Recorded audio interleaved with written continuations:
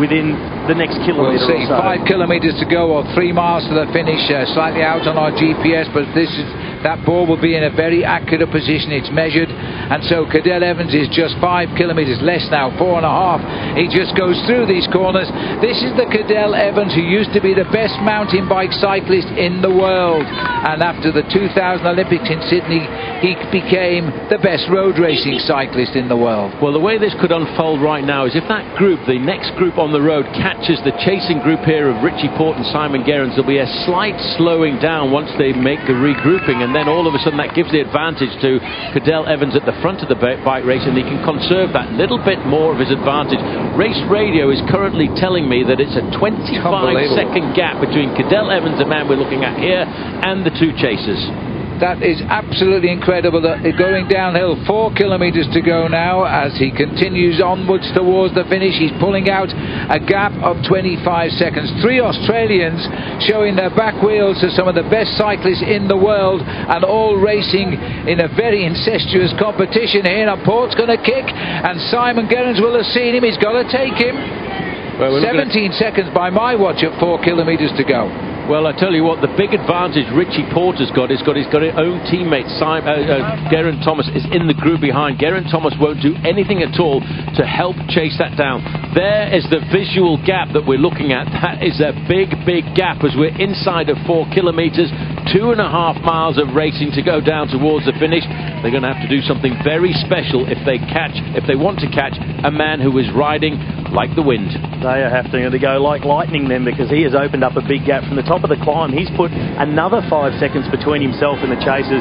Richie Porte and Simon Gerrans, they need to fully cooperate. A 56-second kilometre, because that was 3 kilometres to go. We just passed on the side of the road, but I think the gap is about 18 seconds. They're just about to catch the two chasers, and that could give the big advantage to Cadel Evans, because when you've got a big group like this, nobody wants to do the pacemaking. Who's going to do the pacemaking? I've seen Simon Clark in the group from Orica-GreenEdge. He will go straight to the front for Simon Gerrans and try and close down this gap. If there's anybody else in that group who's serious about the overall, they will help as well. But it looks like it'll probably up to Gerrans, and I think that's possibly maybe Daryl Impey in the group there, who's about number 15, who's about to go to the front of the group. There's Daryl Impey who's come across, and Geraint Thomas is here, the winner, number 63 of last year's stage, into the finish, the very same finish we're heading to now.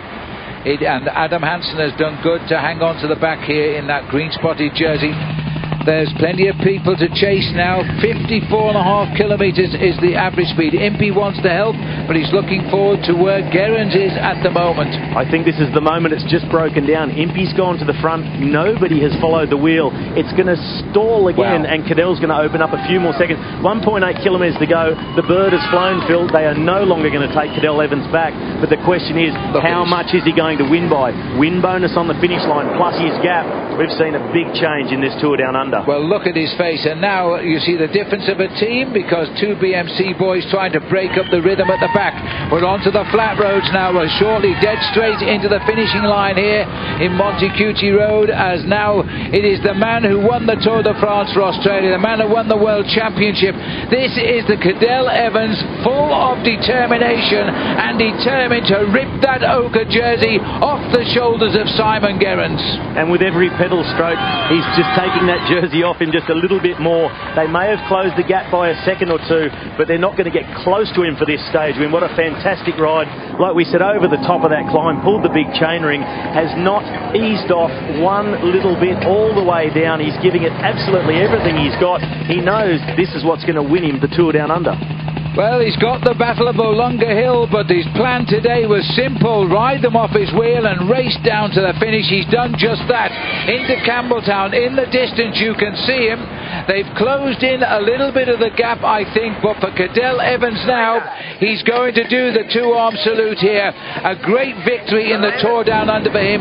Then the clock will start. He's 13 seconds behind overnight. He gets a 10-second win bonus. That could be reduced, though, if Gerrans can take second place. So he's got to get a reasonable gap between. But one thing is for sure now, because this group is closing in, and one thing can be sure, this race is going to be very, very tight at the top tonight. 150 metres, 50 metres. Give this man a round of applause. What a tremendous ride. Cadell Evans hits the line. He's done all he could do to win the stage. Has he done enough now to take the ochre jersey? And I think he has.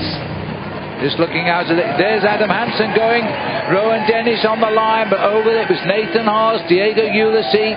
Gerrans only in 5th place on the day, no bonus for him. So Ulysses gets a bonus.